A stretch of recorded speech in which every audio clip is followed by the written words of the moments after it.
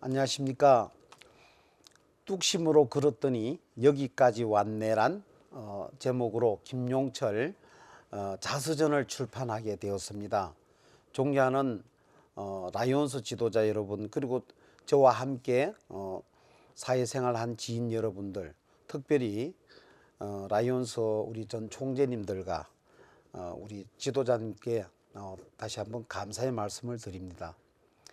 저는 오늘 이 자서전 출판을 통해서 저의 과거를 너무나 창피하고 참 밝히기가 어려웠습니다만, 이제 60이 넘으면서 요즘 젊은이들이 너무나 자신감을 많이 잃고 작은 일에서도 본인을 망치고 또 아니면은 본인에 대한 그런 주관성을 많이 잃기 때문에, 이러한 제가 역경 속에 살아온 파노라마 같은 인생을 이 책을 통해서 한번 젊은 친구들이 보고 조금 위안을 받았으면 하는 마음으로 결코 당당하게 출판을 하게 되었습니다. 제가 몇 가지로 나눠서 말씀드리게 되면은 워낙 가난한 삶에서 하전민의 자녀로 태어나서 여러 형제들 8남매 중에 셋째로 태어났습니다. 여기에 대한 것과 그 다음에는 도저히 초등학교를 졸업하고 그 이상 학교를 가지를 못했습니다. 그래서 이제 도시로 도망을 나오는 하나의 또 제 인생의 전환 계기를 말씀드리고, 그 다음에는 제가 사실 공부를 못하니까 어떠한 취직을 하는데 걸림돌이 많았습니다. 또 나이가 어리고, 그래서 자격증을 따서 이제 새로운 또 태백시에 가서 한 3년 머무는 그러한 과정들을 이어서 말씀을 드리도록 하겠습니다. 저는 1960년 6월 27일 경상도 봉화군 춘향면이라는 학산에서 초등학교를 졸업했습니다. 8남매 중 셋째로 태어나서 누님이 계시고 형님이 계시고 제가 셋째로 태어났습니다. 지금까지 걸어오면서 저희 부모님들은 소위 말하면 법 없이도 살아가는 집안 어른이시다, 이런 말씀을 많이 했습니다. 결코 부끄럽지 않은 인생을 살면서 비록 먹고 살기는 어려웠지만은 부모님들 선대 어른들께서는 선한 영향력을 바라는 그러한 가정 교육을 가르쳐 준 것이 저에게는 큰 오늘날의 후대에 복을 받는 그러한 인품을 갖출 수 있는 기초적인 교양을 닦았다, 이렇게 자긍심을 갖고 있습니다. 저는 16세에 저희 아버지가 농사를 짓는데, 그 당시는 농촌 지도소에서 교육을 가르쳤습니다. 어린 나이지만 농촌 지도소 가서 공부를 하다 보니까 특수 작물을 하면 좋겠다. 고추 농사를 짓든가 아니면은 사과나무를 심으면은 그때는 대구 능금이라고 그랬습니다. 그래서 북부 지방으로 온도가 올라오기 때문에 사과나무를 심으면은 고소득을 할 수 있다라는 그러한 공부를 배우면서 줄곧 아버지한테 사과나무를 심자고 얘기를 했는데, 아버지는 그래 내년에 심자, 또 내년에 가면은 그 다음에 또 심자, 연급보 아버지는 저인데 거짓말을 하셨어요. 그래서 저는 도저히 더 이상 초등학교를 졸업한 저로서는, 친구들은 중학교를 가고 하는데 저는 시골에서 이렇게 있어 가지고는 안 되겠다. 그래서 집을 도망을 나오기로 했습니다. 그래서 서울에 16살에 서울에 나오게 되었습니다. 서울에 와서는 여러 가지 일들을 많이 했지만은, 책 속에도 있지만 여러 가지 참 이를 악물고, 옛말에 사람은 서울로 가고 말은 제주도로 가라는 그러한 어르신들의 말씀을 믿고 서울 와서 죽으라고 저는 다짐을 하면서 열심히 했습니다. 그러던 중에 주유소에서 일을 하게 되었는데, 이어물 직업 자격증이라는 게 있습니다. 그 자격증을 따면은 총무란 직급을 줍니다. 월급도 한 3배 정도 주고요. 그 당시에는 저희들 한 3만 원 받을 때인데, 그 자격증만 있으면 한 12만을 받는 걸 봤습니다. 그래서 신설동 가면 고려학원이라고 있습니다. 거기에서 위험물 취급증 시험을 봤는데 합격을 했습니다. 그리고 이제 주유소에서 한 30년 근무를 했죠. 그런데 그 저보다는 이제 나이가 많은 형들이 맨날 저를 막 그냥 한쪽에 가서 때리고 자꾸 이렇게 왕따를 시키는 거예요. 그래서 도저히 견디기 힘들어 가지고 나중에 그 주인 되는 관리소장이 보고 막 그 형들을 막 뭐라 그랬습니다. 너희 새끼들 너희들도 공부를 하면은 똑같은 저렇게 대우를 받는데 왜 너희들 자격증 없으면서 괴롭히냐. 하여튼 그런 에피소드도 있었습니다. 그러던 중에 저희 당숙부님이신 김명수 당숙부님께서 강원도 태백시에 항지주유소, 문곡주유소, 하전주유소 3개를 종은행에 근무하시다가 입찰을 보셨습니다. 그래서 입찰을 받아 주유소를 경영하게 되었는데 주유소를 하려니까 위험물 취급 자격증을 가진 사람을 구하게 되었는데 그 당시에 조카가 서울에서 이런 걸 하고 있다는 걸 어디 소문을 들으셨나 봐요. 그래서 서울 오셔가지고 저를 이제 같이 가자 해서 저는 스카웃 가는 기분으로 정말 기분 좋게 내려갔습니다. 강원도 태백시 항지역에 딱 내리니까 하늘은 보이는데 시커먼 먹구름밖에 없습니다. 바로 그때 당시에 강원도 태백시는 온통 무연탄으로 지금 같으면 환경 오염이 되면은 일체 연탄을 켤 수가 없지만 그 당시는 돈만 된다 하면은 산을 파헤쳐 가지고 연탄을 캐면서 그렇게 이제 고속 성장을 하는 그런 곳이었습니다. 거기에서 한 3년 동안 정말 열심히 했습니다.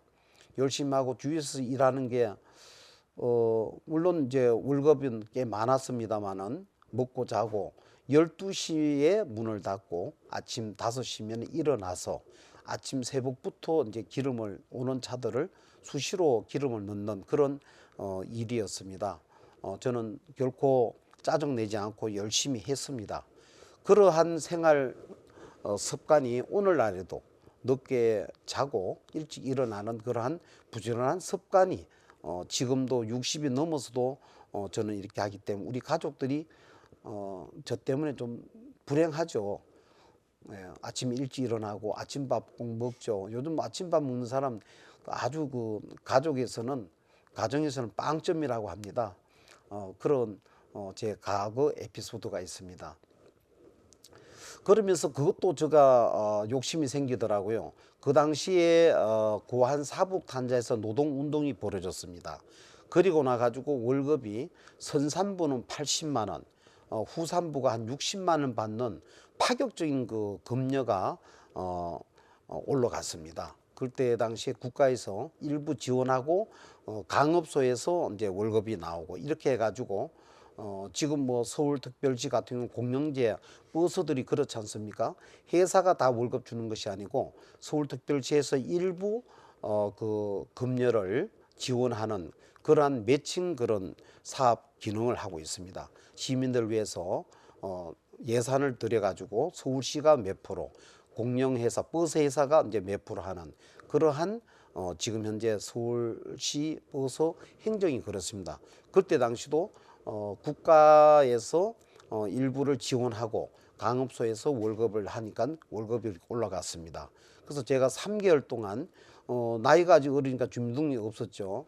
그래서 그 3개월 동안을 남의 그 형 되는 사람 주민등록증을 이제 이름을 바꿔서 이제 선산부는 제가 자격이 안 되고 후산부는 가능하다 해서 연탄캐는 강업소에를 지하 1km 이상 들어가는 하산부를 했습니다. 하산부는 뭐냐면은 선산부가 연탄을 캐 가지고 모아 놓으면은 하산부는 목각 나무란 게 있습니다.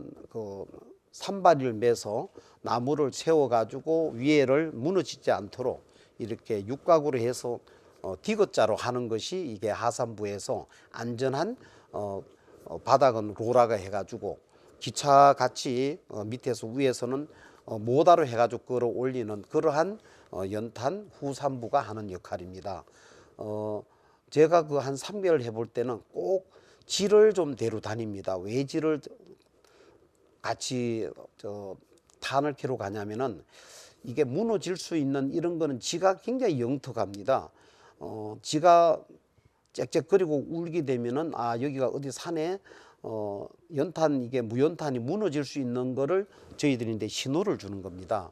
그래서 밥을 먹다 보면은 이제 밥을 조금 남겨 가지고 주면은 그 연탄 가루 섞인 걸 지가 먹고, 뭐 우리도 마찬가지지만은 뭐 연탄 가루가 거의 씹히다시피 하면서 밥을 먹습니다. 그런 걸 한 3개월 했는데 그 이제 한 달에 월급이 나오면 간주라 그러죠. 그 간주를 하는데 한 분이 오더니만은 자기 주민등록증으로 안 오고 가짜로 온 사람들은 여기서 자진 신고하면은 봐주고, 안 그러면은 월급을 안 주겠다. 자진 신고하라 그래가지고 갑자기 저는 이제 겁이 나가지고 제가 손을 들일 때만은 따로 오래요. 그리고 갔더니만은 왜 남의 저걸 가지고 왔느냐, 너 일하는 거 보니까 아직 나이가 어린 것 같은데 오늘까지 월급 주니까 그만둬. 그래가지고 한 3개월 했습니다. 3개월 받은 월급이 주유소에서 일하는 1년치보다도 훨씬 많았죠. 이제 그러한 욕심도 있었습니다. 그 후로 태백에서 주산하고 부기 학원을 다녔습니다. 그래서 정규 학교는 못 다녔지만은 주산과 부기를 어느 정도 사회 활동하는데 7급 2단을 따가지고 서울로 와서 이제 사업을 장사를 하기 위해서 청계천에 이제 근무를 하게 되었습니다. 근무는 뭐냐면은 옛날에는 지금 자동 펌프지만 옛날에는 수동식 펌프라고 합니다. 이렇게 손으로 저어 가지고 물을 퍼 올리는, 옛날에는 다 내값 물을 먹었습니다. 그러나 이제 물이 좀 오염되니까 지하수를 팔 때 그 펌프와 그 펌프를 하기 위해서는 배관 파이프가 함께 들어가는 겁니다.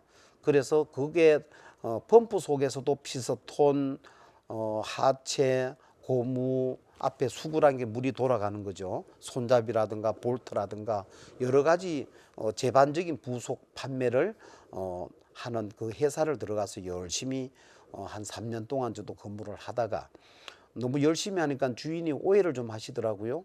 아침에 너무 일찍 나오니까 혹시 손버릇이 나쁜가 하고 이분이 이제 이렇게 간망을 보고 그러진 않고 왔는데, 용철이 너 좀 와봐라.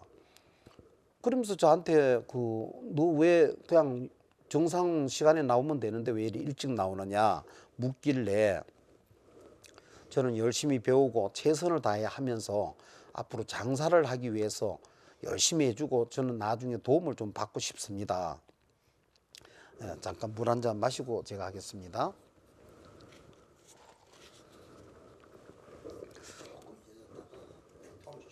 그렇게 하면서 그 주인 되는 분이 참, 내가 여러 사람을 직원으로 두고 있었지만은 김용철 같이 부지런한 사람은 보기 힘들었다. 그러면 내가 너 차 한 대 살 돈이 있냐? 돈 있습니다. 그러면 차를 사가지고 지방 거래처를 일부를 띄줄 테니까 내 물건을 팔아주는 걸 의리를 지켜라. 그러면은 내가 내 거래처를 김용철이한테 띄주면서 정말 나중에 가더라도 배신하는 일은 없도록 해달라 하는 약조를 했습니다. 그래서 저는 거기에 대한 거는 저는 명확히 말씀드렸습니다. 저의 양심을 걸고 약속을 지키겠습니다. 그렇게 시작한 것이 1983년 7월 1일 날 시작해서 사업을 하는데, 그 당시도 제가 월급 받는 게 한 16만 원인가 정도 됐는데 한 달을 하니까 한 300만 원을 버는 거예요. 그 다음 달간에 400만 원을 벌고 그렇게 하는데 7월 1일 날 해서 12월 말에 결산을 해보니까 한 2,500만 원을 벌었더라고요. 꿈 같은 참 기적 아니겠습니까? 그렇게 해서 저희 형님 되는 김용태 장로님하고 우리 여동생 김기순 근사하고 삼남매가 일심동체가 되어서 강동배관이라는 사업체를 함께 삼남매가 했습니다. 그렇게 시작해서 한 것이 불같은 축복을 받았죠. 그때만 해도 저희 형님이 크리스찬 기독교에 믿음 생활을 하면서 저희 가족들이 전체가 교회를 나가게 되었습니다. 저는 사실 그때까지만 해도 큰 믿음은 없었습니다만 일요일은 주일날은 쉬어야 된다 하는 그런 신념을 가지고 이렇게 생활을 했습니다. 그러던 중 90년, 91년 1월 1일 형님하고는 어느 정도 돈을 벌기 때문에 형제간에 이게 서로가 너무 돈이 많으면은 돈 싸움이 벌어지고 의리를 비킬 수 있다. 그래서 서로 분리하자 해가지고 저는 청천벽력 같이 형님하고 떨어지는 걸 싫어했습니다. 그러나 지금 생각하니 그 형님께서 먼 앞날을 내다보면서 서로가 각자 갈 길을 간다는 게 참 큰 미래지향적으로 우리 형님이 참 잘했다 하는 걸 제가 참 지금도 고맙게 생각합니다. 그리고 나서는 이 사업을 지금까지 해왔습니다마는 90년대는 서울특별시의 도시가스가 형성이 되었습니다. 각 집에 파이프 배관으로 해가지고 각 집안 안방까지 부엌까지 도시가스가 들어갈 때 천문학적인 파이프가 들어갑니다. 그게 부속 배관이라든가 밸브라든가 정말 제가 그 땅속에 하는 거는 PLP라고 전기를 통하지 않는 피복관이 있습니다. 이걸 생산 공장을 제가 직접 생산을 해서 여러 가지에서 급성장을 하면서 사업이 큰 발전을 했습니다. 그리고 나오니까 이제 자신감도 생기고 여러 가지 일들 속에서 이제 거기서 하나 놓친 게 있습니다. 제가 사업을 하면서 부기와 주산을 하다 보니까 제가 계산기를 사용을 안 했습니다. 암기로 해도 간이 영수증 한 장, 두 장은 합산이 바로바로 나옵니다. 그래 거래처 가면은 사람들이 의아해합니다. 계산기를 두드려도 착오가 생겨가지고 그 다음에 와서 돈을 덜 받았습니다. 돈이 털렸습니다 하는데 저분은 계산기도 별로 안 두드리면서 그냥 이렇게 하는 것 같은데도 한 번도 털은 적이 없다. 그래서 저 파주의 그 문산이라는 곳에서 거래처 우리 물건을 팔아주신 거래처에서 김 부장 결혼했습니까? 저는 그때 이제 김 부장입니다. 저희 형님은 대표이사고. 그래 했는데 아직 결혼 아직 안 했습니다. 뭐 결혼할 생각 없어요. 아이고 저는 여자만 있으면 결혼을 해야 됩니다. 그래 하니까 내가 좀 중매할까요? 그러기 때문에 아이고 사모님 중매 주시면 제가 옷 환불 해드리겠습니다. 이렇게 했는 것이 결혼하는 계기가 되었고요. 근데 사실 우리 장모님 되는 분이 처음에 보고는 제가 키가 작다고 사실은 노타치를 했습니다. 그런데 이 장모님이 한 2주 동안 이렇게 집에 갔는데 자꾸 저 얼굴이 또 오르더래요. 그래서 이제 그 나중에 알고 보니까 철물점 그 사장님 사모님이 우리 장모님 바로 여동생이었습니다. 그러면서 그 김 부장님 그 언제쯤 오냐 이제 물었답니다. 그래서 며칠 날 되면 어김없이 여기는 꼭 들어옵니다. 그래서 이제 그날 갔는데 그 장모님 되실 분이 한 번 더 보시고 나서 나중에 이렇게 미소를 지으시면서 그 원래 그렇게 부지런합니까? 저인데 물어봐요. 그래서 저는 뭐 열심히 사는 게 동일합니다. 그저 부지런한 게 저인데는 무기입니다. 그렇게 이제 말씀드렸더니 참 대단하시네요. 이제 이렇게 말씀을 하시는데 나중에 알고 보니까 저희 이제 장모님이 되시는 분이었습니다. 참 인자하셨고 세상 떠난 지가 이제 좀 오래됐습니다. 참 존경하는 저의 어머님이었습니다. 그렇게 해서 85년도에 11월 16일 날 결혼을 하고 사업을 꾸준하게 하면서 제 설아이는 딸 둘 혜영이, 소영이 그리고 셋째 간중이를 낳았습니다. 일남 이녀가 되는 거죠. 그래서 오붓한 지금 현재도 참 훌륭해 달아준 자식들인데도 고맙고 그렇게 키워주고 또 함께하는 우리 박미자 우리 사랑하는 여보야도 늘 감사한 마음이고 미안한 마음이 많죠. 제가 잘못한 게 꽤 많습니다. 이제 또 돌아와서 이제 사업 얘기를 하겠습니다. 저는 경기도 일원에 일주일 단위로해서 월, 화, 수, 목, 금, 토 해서 꼭 그 날짜를 하면 비가 오든 눈이 오든 어떤 일이 있어도 그날은 꼭 들어갑니다. 저는 아픈 역사가 없습니다. 아파도 제가 워낙 강하기 때문에 그 아픔은 실질적으로 장사만 나가면은 거뜬하게 건강이 회복되고 그랬습니다. 지금 생각하면 그 어떻게 그래 했는지 몰라요. 결혼할 때 제가 52kg였습니다. 지금하고는 천지 차이였죠. 살이 없다고들 남들이 그랬는데 먹는 거는 잘 먹어요. 근데 살이 안 쪘어요. 워낙 뛰어다니고 부지런하게 일을 하다 보니 그런지 먼 훗날에 제가 이제 살이 찌게 되었지 그때 당시에는 결코 52kg였습니다. 그렇게 해서 사업을 쭉 해나오면서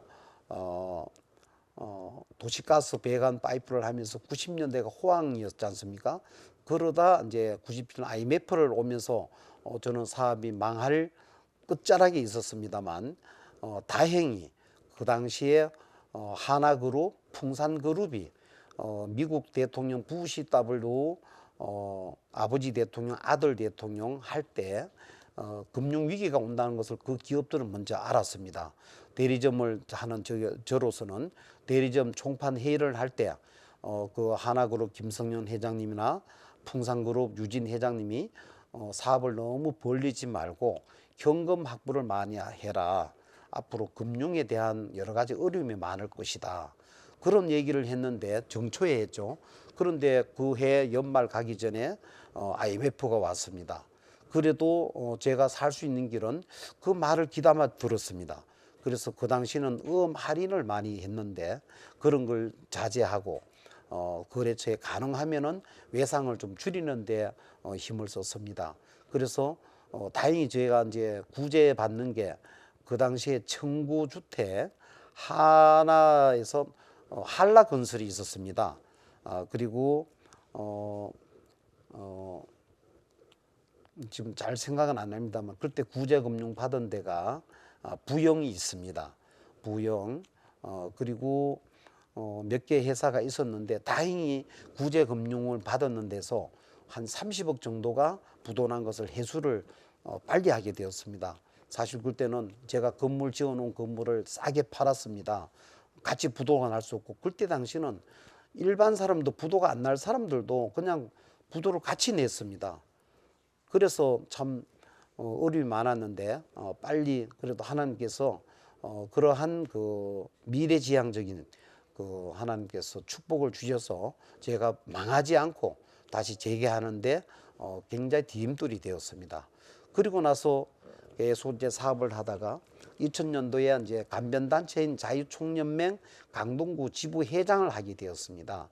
지부 회장을 하면서 한 3년 임기였는데 연임이 되었는데 한 2년 하다 보니까 2006년 지방선거가 있었습니다. 간변단체장을 하다 보면은 보통 지방선거가 오게 되면은 의례적으로 지방선거 출마에 대한 그런 이제 언론에서 자꾸 부추기는 게 있죠. 근데 그때 당시에 김충한 국민의힘 국회의원님께서 한번 불러요. 부르시더니만은 김용철 회장 같은 분이 정치를 해야 된다. 여유가 있는 사람들이 해야 가능하다. 그러면서 저희인데 그런 권고를 해요. 그래서 저는 꿈에도 생각 안 했습니다. 저는 그냥 사업 열심히 하고 봉사하는 거 열심히 하면은 된다는 거 했지. 제가 뭐 공부를 했습니까? 뭐 그런 게 없었잖아요. 그래서 집에 와서 고민을 이래 해보니까 도저히 뭐 제가 안 되어서 그때 당시에 이제 중학교 검정고시는 제가 했는데 고등학교는 이제 뭐 준비하고 계속 뭐 이렇게 책만 보는 거였어요. 그 우리 검정고시 그 테이프가 있습니다. 그래서 그것만 듣고 했는데 제가 이렇습니다. 그러니까 옆에 지인들한테 물어보니까 야 학교를 안 다니고 사업을 어떻게 그렇게 하느냐. 저희한테 도리어 자신감을 주시더라고요. 그럴 때 지방의회에 출마를 하면은 더 좋지 않겠나. 이런 말씀을 해가지고 그래서 늦게 대안학교 고등학교를 다니면서 또 거기에서 이제 다니면서 그 후로 이제 동서울대학교 정시에 합격을 하고 그리고 나서 건국대학교 대학원 도시계획 석사의 논문을 통과해서 이렇게 현재에 하고 있다는 말씀을 드리겠습니다. 저는 평상시에 현대그룹 정주영 회장님의 아마 정주영 회장님 책은 제가 90%는 다 읽었습니다. 이분의 그 불도저 경영 방침은 이분이 저 북한이죠 지금은 소 한 마리 몰고 집을 떠났다는 그 얘기에서부터 무엇을 하든 한국 산업화를 만든 기초적인 영향에서는 대한민국에 정말 무에서 유를 창조하셨습니다. 이분 책을 보다 보면은 깊이 있게 제가 빨려 들어가는 그런 느낌이 있습니다. 그리고 뭐든지 할 때는 당당하게 하고 자신감 있게 하고 뭐든지 의심하는 적이 없습니다. 그런 데서 저는 자신감을 얻었습니다. 제가 시를 하나 좀 읊혀보겠습니다. 국화 옆에서 서정주 시인. 한 송이 국화꽃을 피우기 위하여 봄부터 소쩍 새는 그렇게 울었나 보다. 한 송이 국화꽃을 피우기 위하여 천둥은 먹구름 속에서 또 그렇게 울었나 보다. 그립고 아쉬움에 가슴 조이던 먼 젊음의 뒤안길에서 인제는 돌아와 겨울 앞에 선 내 누님같이 생긴 꽃이여. 노란 내 꽃잎이 피려고 간밤에 무소리가 저리 내리고 내게는 잠이 오지 않았나 보다. 예, 이 시를 저는 평소에 많이 읽고 또 참 여기서 제가 많은 얻습니다. 그래서 뚝심으로 걸었더니 여기까지 왔네의 저의 자서전의 제목입니다. 2006년도에 이렇게 이제 지금은 국민의힘입니다. 그 지방선거에 출마하게 되었습니다. 그렇게 해서 그때 당시는 고등학교 재학 중으로 나왔습니다. 성지고등학교입니다. 참 밝히기가 어렵지만 지금은 당당하게 말씀드립니다만 그때 당시는 저희 아이들이 이제 학교를 같이 다니는 그런 형편이 되었죠. 아이들한테 거짓말을 했죠. 그러니까 아빠 공부도 안 했다면서 어떻게 지방의원을 나가? 그러니까 이제 저희들이 선거 나가면은 홍보 책자가 나옵니다.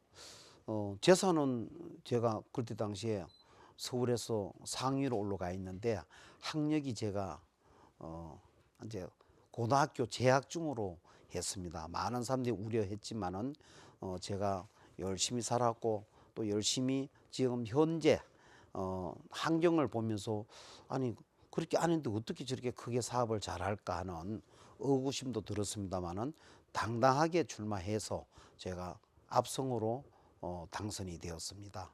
그리고 5대, 6대, 7대 3선을 하면서 그 의정 활동을 하면서 저는 대학교를 들어가고 동서울대학교를 부동산학과를 졸업을 했습니다. 그리고 졸업한 후에 바로 건국대학교 도시행정대학원 도시 및 지역계획학과를 합격을 해서 거기서 공부를 하면서 논문을 통과했습니다. 논문은 지방자치와 중앙정부의 예산 매칭 이제 예산입니다. 국가 예산이 들어오면은 지방 예산과 또 그리고 지방자치 예산을 통합해서 하는 사업인데 이 예산에 대한 거를 어떻게 본다면 시스템이 잘못되어서 중복 예산이 내려가서 필요 없는 예산이 중복되는 경우가 있습니다. 그래서 그 예산 지금은 이제 기획 예산처가 되겠죠. 그러한 것을 제가 좀 연구하는 과정에서 필요 없는 예산은 반납하는 것도 반환하는 것도 필요하다. 예산이 내려와서 그 예산이 집행이 안 되면요. 그 다음에 그 예산이 절감이 삭감이 됩니다. 그러니까 어떻게 하든 그 돈을 다 써야 돼요. 그게 국가의 재정을 낭비하는 거 아니겠습니까?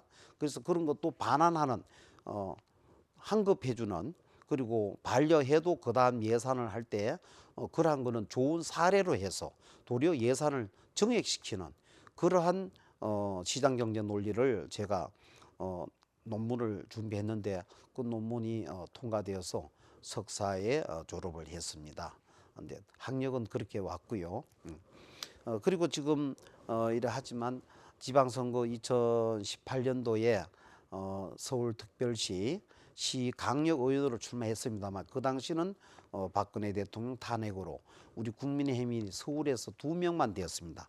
110명 중에 국민의힘이 2사람이 되고 나머지 전체가 민주당이 당선되는 그러한 아주 지방선거에서는 견제가 있어야 되는데 견제가 없이 무조건 한쪽으로 쏠리는 그런 현상이 되었습니다. 그리고 나서 저는 이제 제 고향인 경북 봉화 무진랜드를 인수해서 이제 온천 타운이고 이제 호텔 레저 타운입니다. 그래서 거기 내려가서 이제는 고향에 가서 열심히 살겠다 이렇게 생각하고 고향에 내려가서 토지가 있어가지고 농사도 짓고 레저 여름에 캠핑장도 하고 정말 누가 보더라도 서울에서 와가지고 그냥 이렇게 와서 그냥 시간만 때우는 것으로 알지만 정말 열심히 했습니다. 다치기도 많이 다치고요. 그래서 농기계는 다 배웠습니다. 트랙타도 하고 경운기도 하고 갈리기도 하고 뭐 심지어 뭐 못하는 게 없었습니다. 그 기계를 다루면서 제가 지금도 트랙타를 제가 하고 있습니다. 일하는 사람이 둘이 있지만은 지금도 밭을 갈고 하는 건 제가 하고 있습니다. 그 정도로 열심히 해서 있는 중에 감사에 출마하게 되었습니다. 이제는 라이온스로 이제 얘기가 넘어가는 겁니다. 2018년도에 감사에 출마해서 당선이 되었습니다. 당선이 돼서 19년도죠. 당선되어서 감사가 이제 두 사람인데 표가 많이 나오면 선임 감사 그리고는 이제 후임 감사 이렇게 되는데 제가 표를 좀 얻어서 선임 감사로 당선되어서 그때 당시에 이영자 총재님 총재님 시기인데 감사를 하면서 여러 가지 제도적인 문제점을 제가 많은 걸 좀 변화하는데 좀 일목을 했습니다. 사실 감사실이 없었는데 지금 현재 감사실을 제가 그걸 총재님을 설득해서 그걸 이제 만들어 놓고 저는 들어가서 업무도 못 봤습니다만은 그 후임 감사님들이 아주 독자적인 독립적인 감사실을 해서 그 후로 고맙다는 말씀도 들었습니다. 그리고 또 여러 가지 또 이렇게 하는 중에 2023년도에 우리 국제라이온스협회 사무사 뒤지고 제2부총재 후보를 우리 자문위원이 이제 출마를 했습니다만 이분이 건강상으로 이름은 제가 거론 안 하겠습니다만은 도저히 할 수가 없다는 본인의 판단으로 12월 중순경 한번 만나자고 해서 제가 만난 적이 있습니다. 물을 잠깐 마시고 가겠습니다.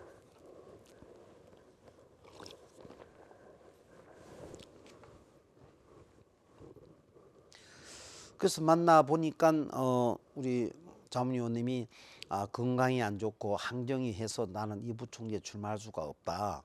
그러니 우리 김용철 자문위원이 출마를 해서 좀 하면 어떻겠느냐. 그래 해서 사실 뭐 시골에서 별 그런 관심 없이 살다가 고민을 한 이틀 했습니다. 그래서 저희 집사람한테 내려가서 말씀드리니까 하지 말라고 그래요. 그래서 제가 집사람을 설득하는데 온갖 개거를 했습니다. 그래서 저희 집사람의 마음을 풀어주고 설득을 받아서 이부총재 출마하는 계기가 되었습니다. 그때 당시만 해도 이부총재 출마할 수 있는 분들이 한 3명 정도 있었습니다. 그래서 이제 선물도 보내고 이래 할 때에 마지막 후보 등록하기 전에 참 존경하는 우리 경쟁자 되는 분들이 올해는 김용철 우리 자문위원이 나갈 수 있도록 양보를 해 주셨습니다. 너무너무 감사하고 사무사 뒤죽의 전 총재님들도 노력해 주신 데 대해서 이 계기로 해서 사무사 뒤죽의 전 총재님들 모든 분들께 감사를 드리고 우리 라이온 지도자님들께도 고맙다는 말씀을 드립니다. 그렇게 출마해서 이부총재 당선이 되었습니다. 이부총재 1년 동안 이부총재에서는 우리 사무사 뒤지고는 상주위원장을 겸직하게 되어 있습니다. 그래서 열심히 이주섭 총재님을 보필하고 상주위원장으로서 함께해서 이부총재와 겸직해서 열심히 했다라고 자부심을 갖고 있습니다. 그리고 또 1년 후에 일부총재에 출마해서 일부총재 당선이 되었고 그리고 이제 1년 후에 이제 총재 후보로 나가게 되었습니다. 그 당시 좀 뒤로 돌아가서 이부총재 출마할 때 그때 당시 선거관리위원장인 정노진 전 총재님이 선거관리위원장을 맡았을 때 코카스 미팅이란 교육을 실시를 했습니다. 처음에는 어리둥절하고 왜 이런 걸 하지 하고 제가 참 의아했습니다만은 그 코카스 미팅 교육을 통해서 또 저희들이 라이온스에 대한 깊이 있는 공부도 하고 또 그걸 통해서 우리 여러 대의원들 앞에서 질의에 답변을 하고 하는 모습 속에서 저는 지금 생각하면 그 코카스 미팅 교육이 아주 좋았다고 생각합니다. 저는 금액기에 선거관리위원장에 존경하는 우리 전 총재님이신 양주한 선거관리위원장을 모셨습니다. 우리 후보님들에게 조금 더 라이온 지도자로서 자격을 그리고 격식과 이런 갖추는 그 의미에서 코카스 미팅을 꼭 했으면 좋겠다는 제 소신입니다. 그래서 지금 이제 총재가 되었죠. 총재가 되면서 사실 저희가 7천 라이온 했지만은 부실 회원이 많았습니다. 그래서 이 부실 회원들을 고민하다가 무려 1,500명을 탈퇴를 시켰습니다. 탈퇴를 시킨 후에 지금까지 한 500명 정도가 지금 신입 회원들이 들어와서 그러나 아직도 한 1,000명이 전년 대비 부족합니다.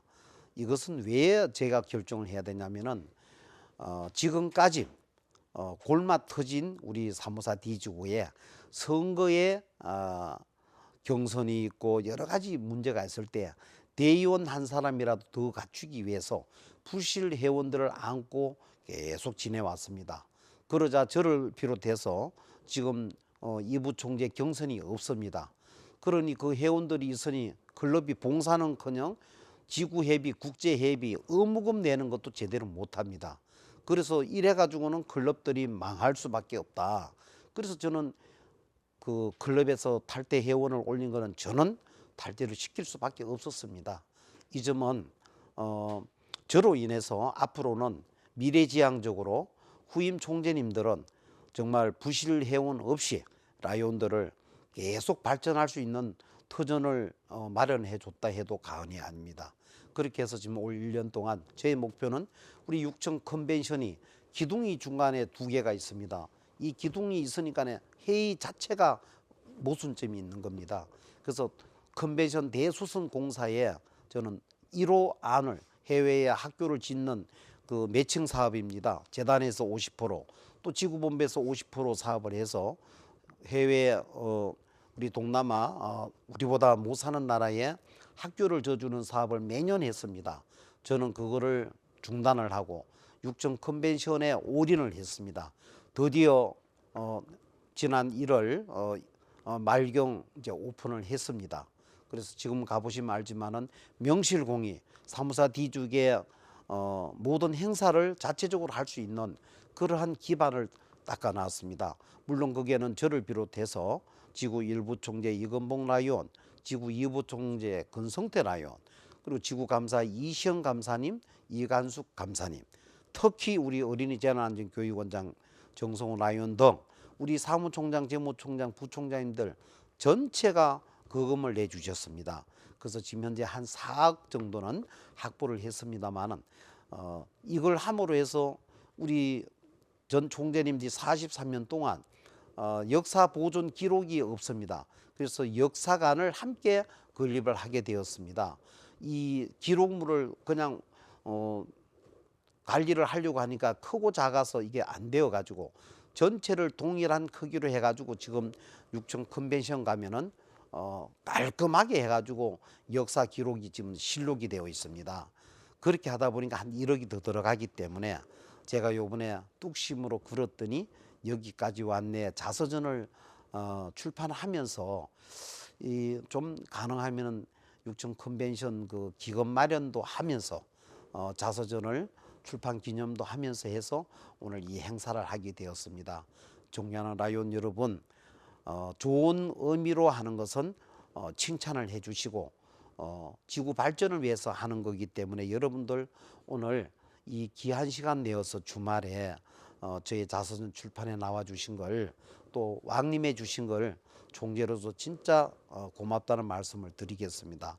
앞으로 우리 지구 발전이 탄탄하게 나아가면서 후임 차기 총재 이건복 라이온께서 이 기반을 그대로, 속도를 줄이지 말고 더 성장을, 탄력을 붙여서 정말 우리가 7천 라이온이 아니라 1만 명 시대를 열 수 있는 그런 긍지를 가지고 사명감을 가지고 총재에 임해 주셨으면 하는 바람입니다.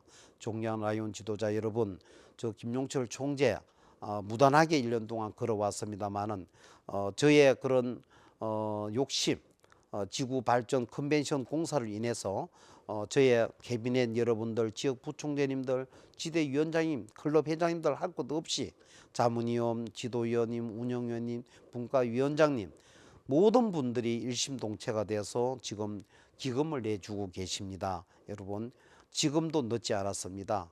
이 기금 마련에 항구자의 100만 원입니다. 요게 동참하셔가지고 여기는 영원히 역사 기록관의 실록이 됩니다. 그렇게 해서 자긍심을 가지고 이 컨벤션을 통해서 제가 약속한 지역별로 회장 이침식을 꼭 여기서 하는 겁니다. 이제는 클럽이 식당에서 자축으로 하는 거는 총재로서 절대 그거는 허용하지 않습니다. 내 지구에서 이건 모든 라이온 여러분들의 자산입니다. 여기에서 여러분들이 지역별로 해서 클럽 회장 이침식을 하고 각 클럽은 이제 뭐 주변에 식당을 한다든가 이렇게 해서 식사하시면은 얼마나 아름답습니까? 그리고 이임을 하는 분이나 취임하는 우리 회장님들이 자긍심을 가지고 긍지를 가지고 클럽에 가서 더욱더 발전하면은 그 클럽이 지금의 20명이 또 30명이 되고 30명이 또 40명이 되고 건전한 라이온들을 입회를 시켜서 클럽들이 함께 성장하는 그러한 계기가 되었으면 합니다. 마지막으로 한 말씀을 드리고 싶으면 요즘 젊은 청년들이 너무나 사소한 것에서 자신감을 잃습니다. 대한민국 자살률이 높습니다. 그 청년들이 얼마나 어렵게 성장하고 그 인류대학을 나오고 얼마나 똑똑합니까? 그런데 사회에 진출하기가 막막합니다. 취업이 잘 안 됩니다. 또 국가에서 예산을 조금 일을 해도 지원하는 게 끊깁니다. 그리 차라리 놀면서 지원금을 받아서 청년들이 청년주택, 결혼을 하면 청년주택에서 이주를 해야 됩니다. 이런 탁상 행정이 어디 있습니까? 결혼을 하면은 도리어 그 집에 살 수 있도록 지원을 해야 되는데 청년주택은 혼자 살면은 들어갈 수 있고 결혼을 하면은 나가야 되는 이런 형평성이 옳지 못하는 정책과 행정, 이게 너무나 아쉽고 한탄스럽습니다. 우리 청년들에게 제 이 책을 한번 본무로 해서 어려운 여건이지만은 역경 속에서도 자신감을 잃지 않고 욕구와 욕망과 의지를 강하게 나타내면서 뚝심으로 걸어온 저의 인생관을 청년들이 조금 본받아서 자신감을 얻었으면 하는 그런 바람으로 제가 이 책을 권하는 바입니다. 다시 한번 주말에 이렇게 함께 해주신 라이온 여러분, 저를 함께 아시는 지인 여러분, 그리고 저의 가까운 모든 분들께 감사를 드리면서 제가 두서없는 자서전에 대한 줄거리를 피력을 했습니다. 혹시 곱지 않은 면이 있으면 이해를 해주시면서 조금이라도 이해가 갔으면 좋겠습니다. 고맙습니다.